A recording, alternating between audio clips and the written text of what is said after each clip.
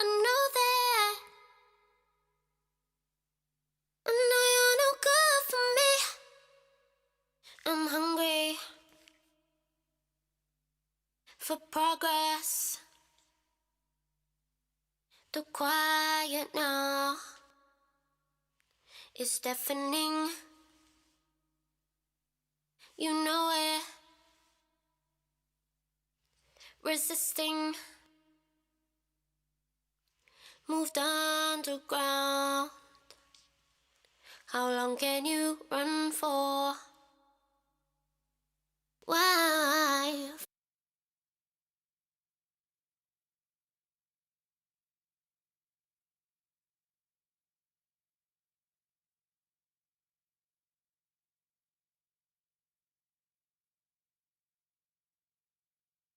For progress, things done for. Why fight it? I don't know how to say it, but I know that. I know you're no good for me. We could try a million ways.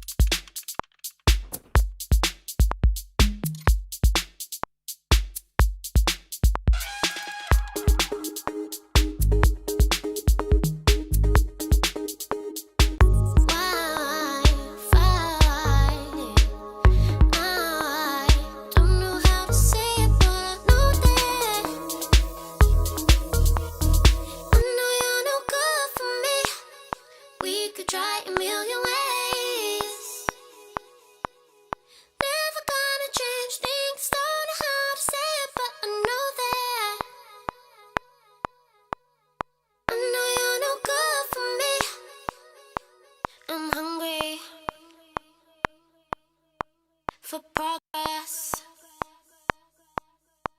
the quiet now is deafening. You know it. Resisting. Moved underground. How long can you run for? Why fight it? I don't know how to say it, but I know that. I know you're no good for me. We could try a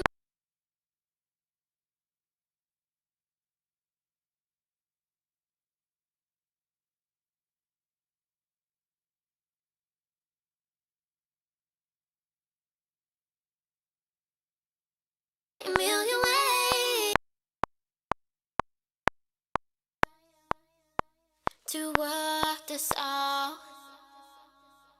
Is energy wasted? It's over. I feel it. Eyes off the ground. Now stand up to face it. Why fight it? I don't know how to say it, but I know that I know you're no good for me. We could try a million ways. Never gonna change things. Don't know how to say it, but I know that I know you're no good for me. I'm hungry for progress.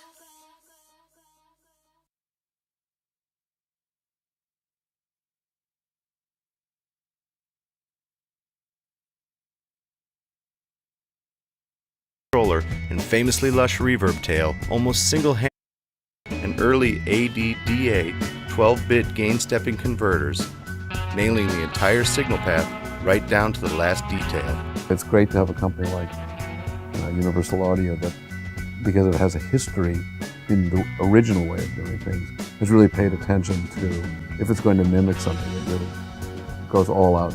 In the following side-by-side demonstrations, you'll see on the signal analyzers, as well as hear for yourself, just how accurately the U82 plugin captures the essence of the Lexicon 224 hardware.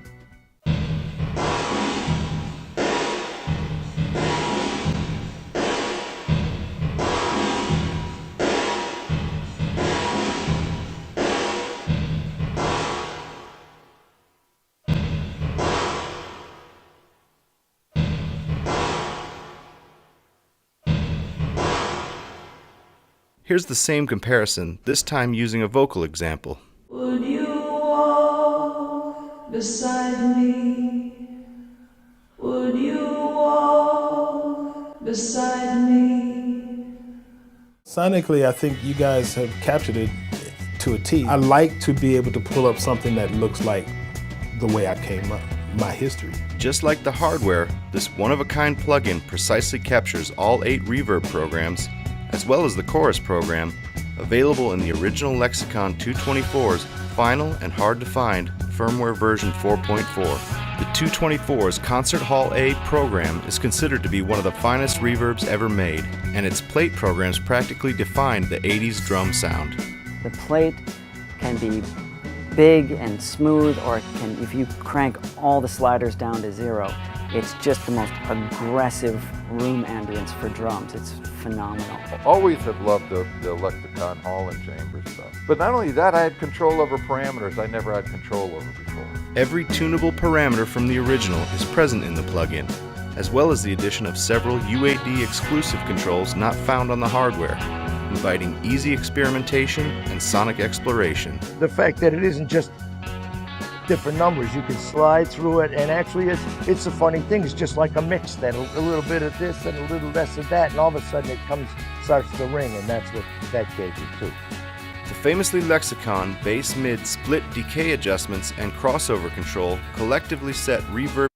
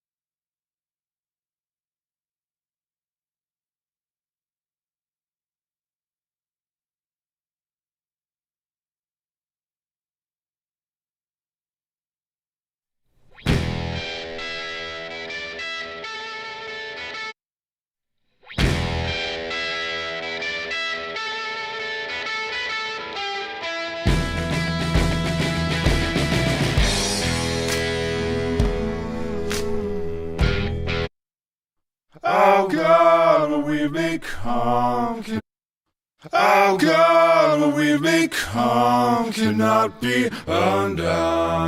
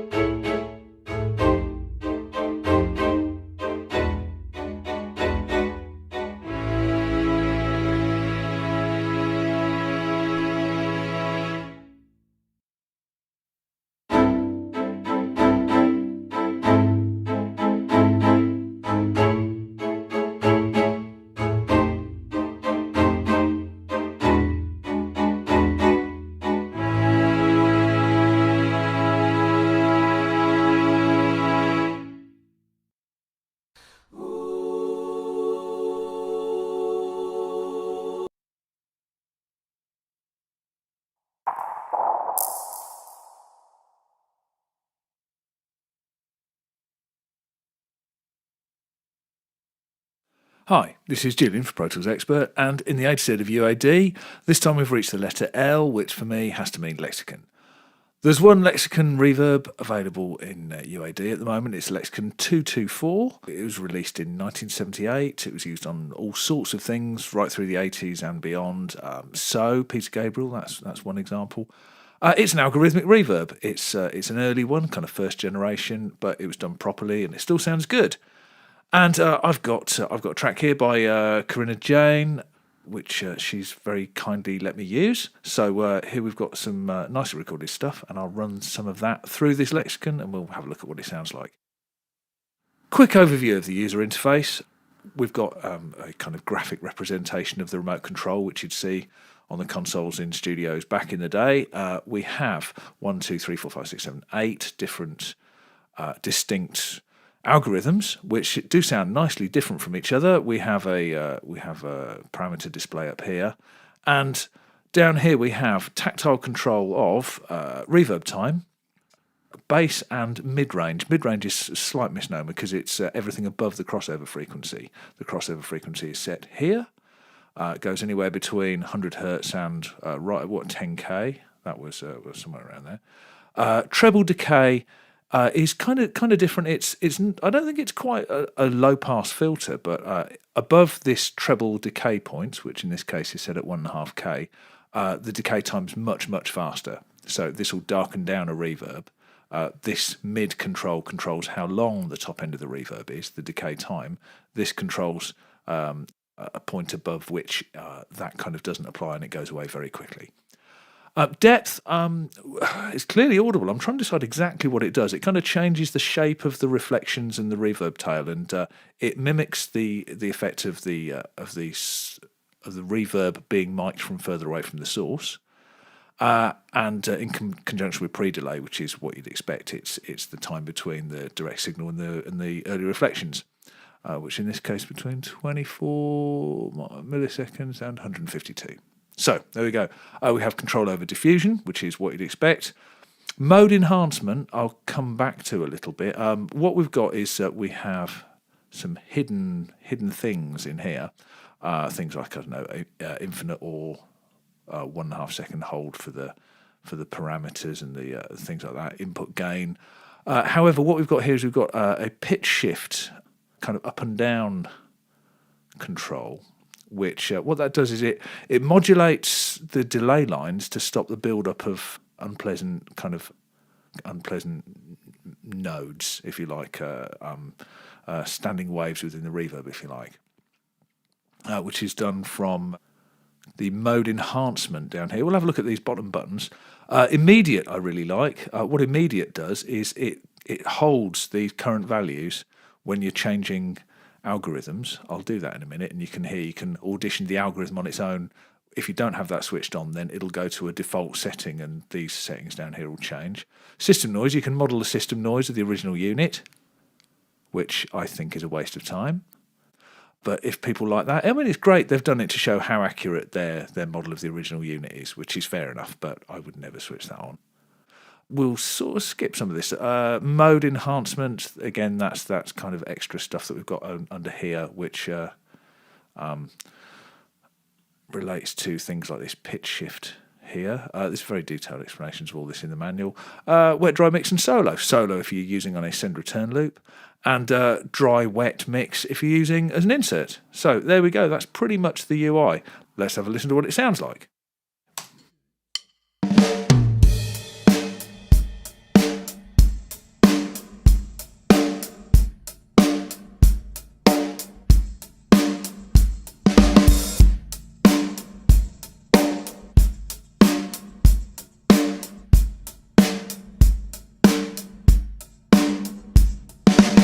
So there we go. And you can see the effect of the immediate button there. If I were to switch that off, what we'd get is we'd get a default value for each algorithm, which wouldn't make comparison very easy. I'm sure you get the idea. I think we should try it on something other than drums. So if I leave that, how's that sounding? I'll go with that. That'll be fine. Pull the return down a little, and we'll try it with a little bit of vocal and maybe some piano or something. So here we go. We've got a bit more of the track in, and on some vocals, I think we'll bring up just here. Let's just have a look at this, and we'll just have this lead vocal reverb level here. With whatever this is here, I'll switch the system noise off and go to immediate, and we're on small hall, 2.5 seconds, and we'll see what that sounds like. So here we go. Was under the floodlights, you pressed your hand upon my cheek and simply said, just hear me out. Oh, let's open the floodgates, feel the warmth of every tear that brushes past each word I doubt. Catch an eyelash or a star, I wish may conceal the truth.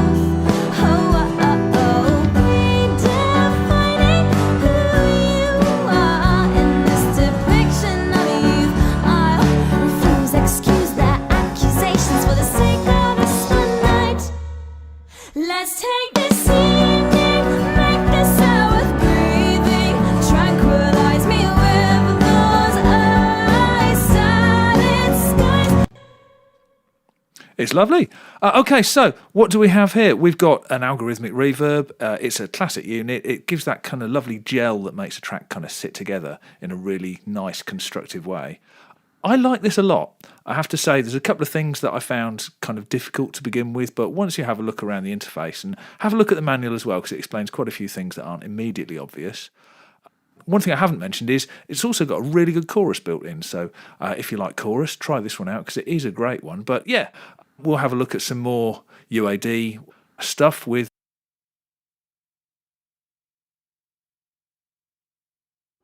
Hey, I'm Ben from Universal Audio, and today I'm going to show you a couple of tips and tricks for using the UAD Lexicon 480L digital reverb and effects plugin. Now before we dive in, right above this row of buttons. So as you go through the pages of controls, you'll see the display